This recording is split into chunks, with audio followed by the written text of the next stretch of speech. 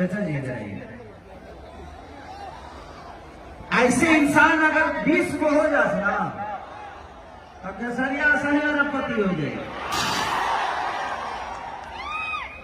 अरबपति मतलब पैसे की अरबपति नहीं, अरबों का प्यार और आशीर्वाद हमें मिलता है। हमारी संपत्ति आप सब हैं। खेसारी के पास कितना दौलत है, कितना पैसा है, ये कोई नहीं देखने जाता है।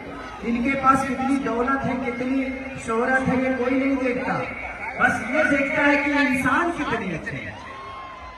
मैं इसीलिए इनको धन्यवाद बोलता हूँ कि आज हैदराबाद शहर में जहाँ तेलुगु और तमिल बोला जाता है और ये चूसोता चल रहा है, वहां पे ठलाली से रोटी बोर के खा रहे हैं हम। ये कम नहीं है।